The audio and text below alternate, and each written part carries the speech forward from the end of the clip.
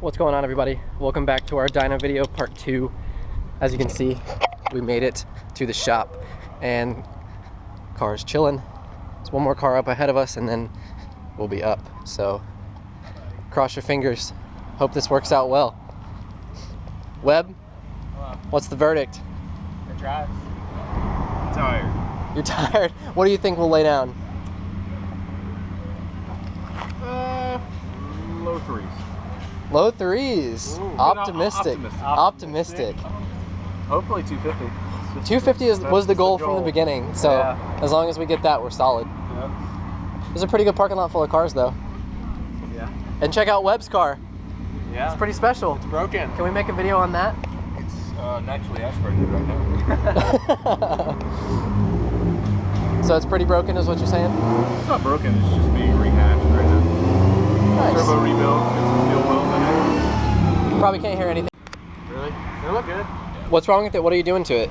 Steel wheel rebuild kit on the turbos. They come with ceramic turbine blades from the factory. They're known to shatter over about 14 pounds of boost. I want to try to push 20 or so with engine management. Kind of keep it twin turbo for a while because it's just nostalgia. Yeah, yeah. So. Cool. Well, it's a badass car. Thank you.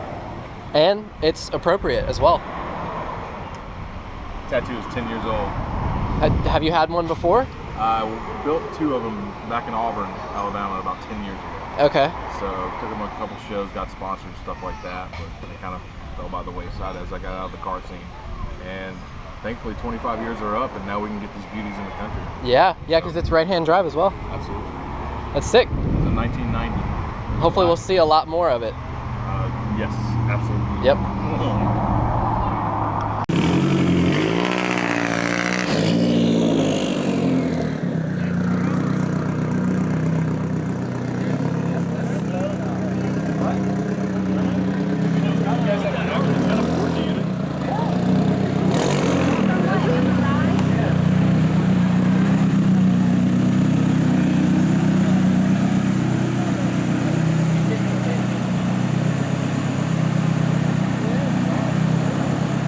Alright, what's going on, everybody? We're officially in the dyno room with Steven and Drunk Man Tuning. So the deal is that we're hopefully going to be laying down some similar numbers. We're just running through kind of like the basic setup at this point, everything we've done, and hopefully going to make it a little bit more stable and potentially end up better than it did last time. So, of course, Steven's talking to Drunk Man right now, so we highly recommend him. He's done some pretty good stuff for other people. We haven't quite started yet, just did some super basic tests to get it all seated, and we'll see what's good. He's just running through the previous tune that happened from the other guy, and just checking to see where it's at now and where we need to go. So the basic, I'll see how much, what the total timing kind of looks like. Okay. Let's do kind of like the basic per pound of boost, pull about 1.5 degree ignition timing, set the fuel, and just kind of see where she's happy. Okay. And then obviously we're probably going to have to plant that math, which you can do on the FIC. Yeah. So I'm going to love it sorted. But it's probably going to take a little while because I haven't tuned too many Hondas. Yeah? No one has. Yeah. You guys might have to Hopefully.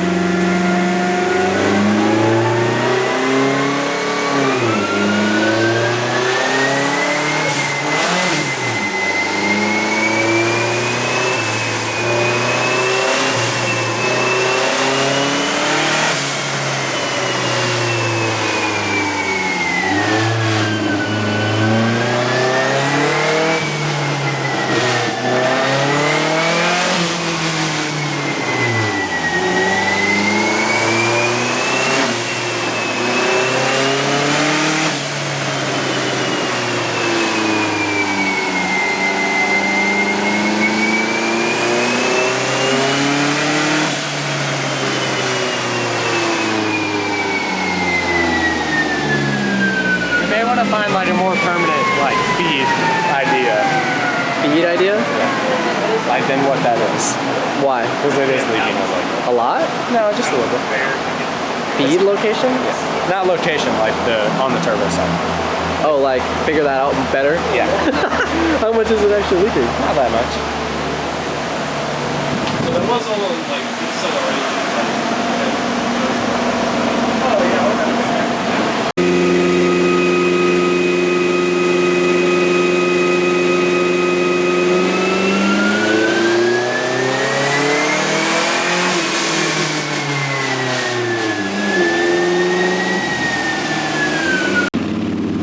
far it seems so good. We're actually getting blow-off valve noises, and things are going all right, I guess.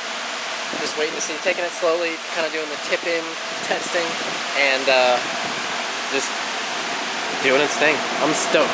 You can see it kind of swell, and every time that puff comes out, that blow-off valve is actually activating, which it never did before, so it's crazy. Woo! What happened? I don't know. Nothing yet, hopefully. Who knows? Be alright though. So, turned off the car, then it wouldn't turn back on. Pretty sure it was the crankshaft sensor, because that's happened before. So instead of the tape that we had, Jerry rigged us up a nice zip tie contraption. It works pretty well, actually. It's pretty solid. So, if it doesn't start up, we're not doing too hot. Back to where we started. We'll see.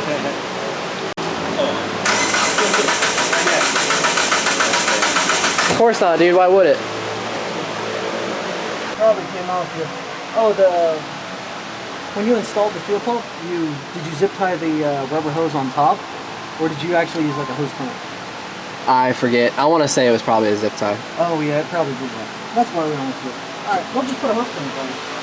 Okay. Do that. Oh, do you have the technology? All right, so we almost lost it. We're good. It was. We're gonna take that. Hang on, dude. Back up. I'm trying to show it. That zip tie job didn't work out. We actually didn't show you guys this because it was so fucking jalopy that we were kind of embarrassed, and it came back to bite us. Luckily, our tuner's cool. It did. Yeah, we are lucky. They talked about taking us off the dyno. Let's get everybody's reaction to Did this they? shit. Yeah. Oh yeah. The hose was unplugged because there were no clips on the stock one, and this one didn't come with new ones, so there were no clips for this going onto there.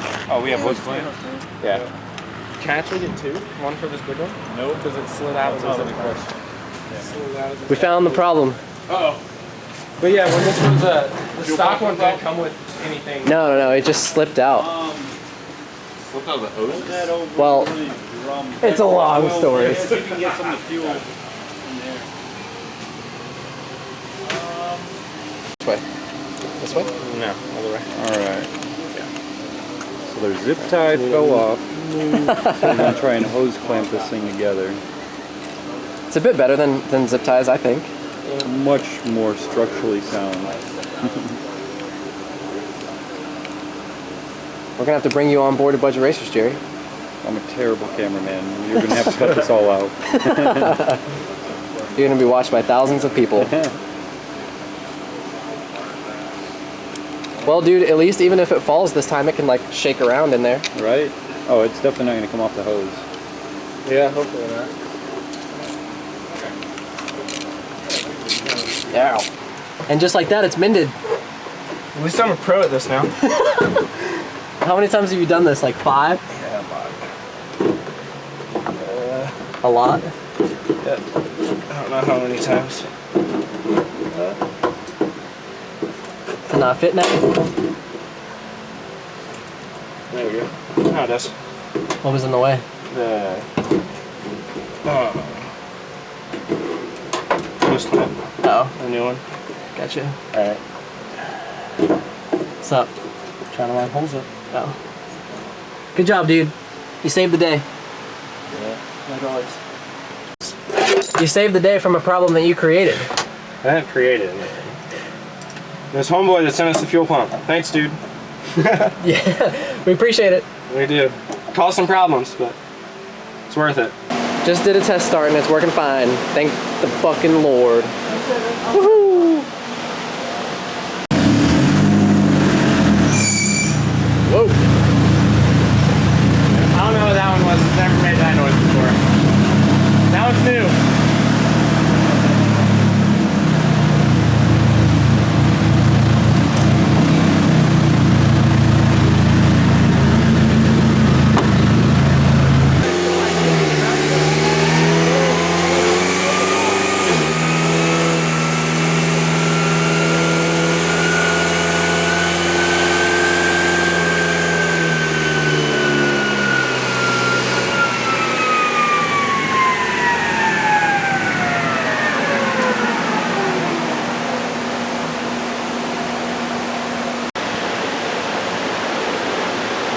We made approximately no horsepower. No, 43. 57, 57, 26, 43, 79. 0. 0 foot-pounds of torque. That's pretty dope. Oh, wrong. Look at that graph. That's dope. Good one. Such grab. Yeah, how does that even happen? So even with our fuel issues fixed, the car's still kind of leaning out at the top end of the rev range, so it's not getting into reliable, solid boost. It is boosting, definitely, but not quite where it needs to be. So the potential issue is something to do with the spark plug. So Steven's going to pull it. We're possibly going to de-gap the spark plugs and then hope that that works. So we'll see what's up. It's right around the 45. Oh, yeah. That's not helping. Get someone to... Do we have pliers or anything? You grabbed some, didn't you? I just put them back. Oh, God. Yeah, they're just... That's... you might want to spend $2 on spark plugs. Okay. These are 5 heat range. You need to be in 7. Okay. And this gap's supposed to be probably 35 at most. Okay. So we definitely need a drop gap and definitely get a cooler plug. Okay. That's a 5. That's a hot ass plug. All right. So that's no good. Okay. We just gotta buy those online, basically. Yeah, they might have them. Unless they have some. Unless they have some. So Mike came in hot. He gapped them and gave us new 7 spark plugs. Yep. So that's pretty dope. That is what? Out of 10. Probably right there. Oh yeah. You know how I am, dude. Is there a decent likelihood that this will make the effect you're looking for? Hopefully. Fingers crossed type deal? Fingers crossed. Alrighty. Right now we're kind of shooting for a Hail Mary. I'm wishing for it. I bet you are too. Yeah, I'm hungry. Yeah, me too. Those are the old ones. I wouldn't doubt that it's probably pretty toasty. Pretty tough. So for those of you that are wondering, just like me, a gap on a spark plug is that little tiny gap you see right there, and all they did was just shrink it. So that should apparently make a difference, which will be really cool, I hope. Should work great. You're doing a fantastic job, Steven. Yep. I'll torque down those are. Those are the right specifications. It's perfect, dude. 26. Yeah.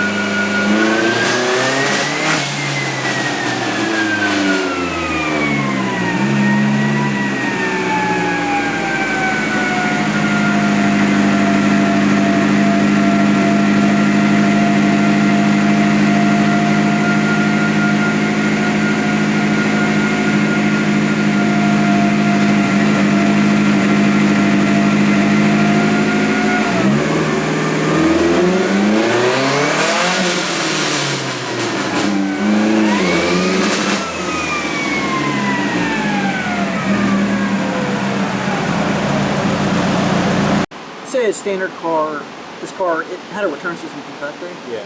So say it does like 45 psi static pressure, right? So your injectors at 45 psi are always going to be 230, whatever these can use, right? But as soon as you add boost to it, and you don't have a boost ref from FDR, what happens is you have positive pressure pushing against the injector. So it basically virtually decreases your injector size. Okay. So right now we're at full 40s, but you're running these full 40s not at 45 psi, you're running on that 30s. So we're losing that additional injector. You barely have enough injector as it is. That's the only conclusion I can come up with. But the car does run a lot better with these plugs. Okay. Like, amazingly better. I mean, it's smooth, it's clean, but it just pegs out a fuel at 4,000, which is good. Okay. I want to say get larger injectors, but I'm not sure this FIC will control that much larger. Try to. They have little fittings off the stock fuel pressure regulator that you bolt onto it, and it'll line off.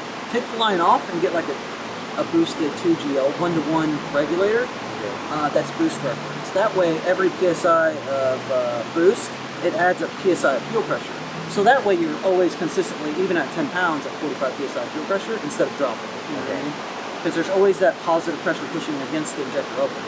So 10 pounds pushing against it, you no longer have 43 pounds of fuel pressure in 30s. And those injectors, that's what I think. I don't know how you guys had any fuel last time. No idea. But, considering you can get a fuel pressure regulator for free almost, that's such a bad thing. $10 fitting. Like I said, the one on it now is just like the fuel rail for like the 1Gs and stuff. The bolts to mount it are in different locations. So instead of being here and here, it's like here and here. I feel like this is a pretty generic style though. They have to have something to where you can bolt onto it, and the actual, you would actually just, doesn't matter where you mount it, just mount, an external 1-to-1 pressure regulator. Okay, and I then mean, just like, so you're talking about like just putting like a fitting on here, then runs through here, and then like run an external, run it back to then run the return out, okay. Correct. Because I mean, that's the only thing, because really with these older, 400cc injectors, for the power you're at, you barely have enough fuel as it is. Okay. And then you take away 10 psi fuel pressure. Okay. That's kind of what we're running into now. So the car's tuned. If we had fuel pressure, it'd probably be done. But you never know these things until you get tuned. So. All right. That's my best guesstimate what's going on, because anything from 4,000 on, I tried to just max the injectors out, and she still leans pretty hard. So injector D-cycle pegs 100, and force lean, it's a hard lean, so it's progress, at least you know what to do. Right. Unfortunately, I wanted to get you guys a little more, but unfortunately, it is what it is. Right. If you had a small wastegate spring, you can probably get it out. Holy shit, that's why we're it's way too much power. What's the name? 360, 362. It's way too much. Yeah. So you need to get a smaller wastegate spring as well. Okay. Okay, never. So is that even accurate? Yeah. It might be, because we ran out of fuel about here. It's just not. It's pretty much above 250s. All right. So that says 360. I can't read the numbers. It says 360. 341 and then 359, and then 351 torque and 362 torque. So this I would not consider safe by any means. Definitely drop wastegate spring. I think there's just too much boost for the fuel system. Okay. Just overwhelming. I had no idea we were making that much. Jesus. All right. Well, it explains a lot why we're out of fuel. So it's like reasonable to assume that that's what we're at. Yeah. Or is there? But it's reasonable to assume not to get into it right now. On the way home? Yeah, no. A couple pounds here and there, that's fine, but Yeah. So you're saying that it dies out at like 4. So does that mean the RPMs just don't go past 4? Like no, they do. It's just the fuel just hard leans. Yeah, she's done. so pretty much just don't get past 4 is what you're saying, basically for now until we fix what you just. Go past like a couple pounds. Okay. Just in case. Making so much power. That's what I'm just staggered. I don't get it. It is a 4G64 and it has cams. It's higher compression, so that's probably about right. I'd say drop to a 5-pound wastegate spring for now. Okay. Because we definitely need to cut the boost in half. In half. Wow. Okay.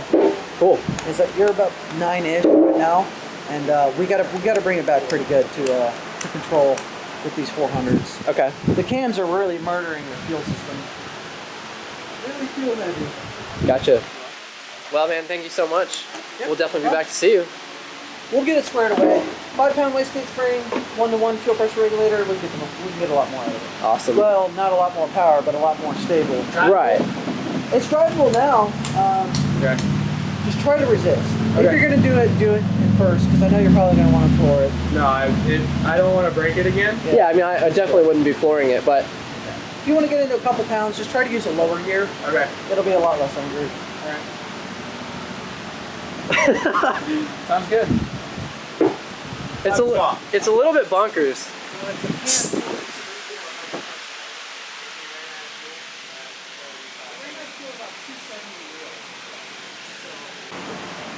I'm pretty sure they make an adapter, don't they? That you can run an external off the stock.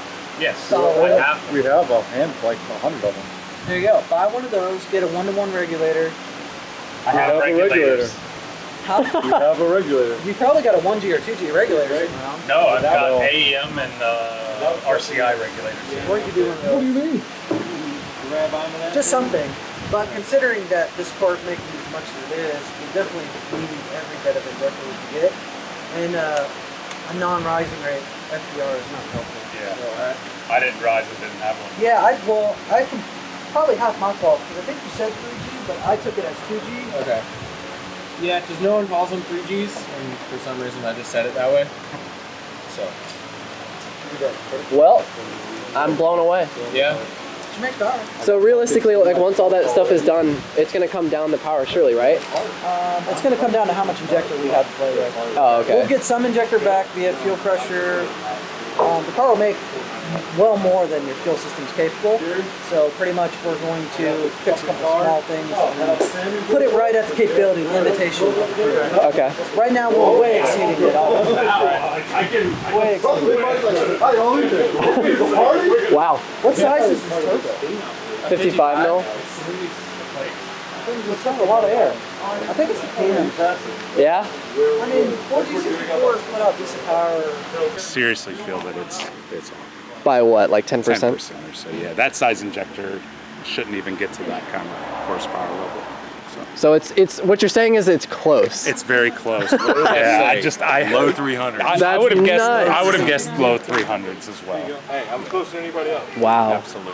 Amazing. We were all taking guesses earlier, and I said 315. So You said 215? 350. You know what's crazy is Steven and I were hoping for 250. Yeah. Do you know for certain that that's only a 450 injector? No idea. I'm betting it's not. We ordered them Okay, on eBay. from A guy a guy. A guy who Selling- he took a picture of them at his dining room table. selling 1G stock injector. We could send them off just to get them flowed and tested. It's about $80. Okay. And then know? And then know exactly what they are. I would definitely recommend that. Okay. So, and then get Like, the I'm pretty regulator sure done. I didn't want to take that fuel rail off ever again, though. Pretty sure Well- you're gonna. We're gonna have to because. Pretty sure. So are we gonna get a new rail regulator? No, you don't need a new rail. You just need a regulator. Oh. I can show you the fittings if you want to see them. Sure. Yeah. Yeah. Cool. And just like that, Budget Racers will be seeing you again with this Turbo Sonata. Like always. Shit's crazy. So It drove home. It's kind of bummer considering it like you can't get onto it anymore. It's like you got basically from like 35 to 45, and that's miles an hour. yeah. Well, I mean it drives all the way. Like you can go 70 or whatever, but it's Right, but like to pull, you have to go like. you can only be in like second gear going like 35 miles an hour, and then you have to let off at like 3,500. But like when you do, are like does it pull? Yeah, it pulls and makes blow off valve noises So that's pretty cool. more than it did, Yeah. and it drove back home with a turbo. So overall, I think we came away from this like a lot better. I'm really happy with how it turned out, Yeah, now I just need a fuel pressure regulator. and it just shows even more And potential. another tune. And another tune. He said it's going to be a lot more simple next time. So, just like that, Budget Racers out. Not $300. We'll see you next time.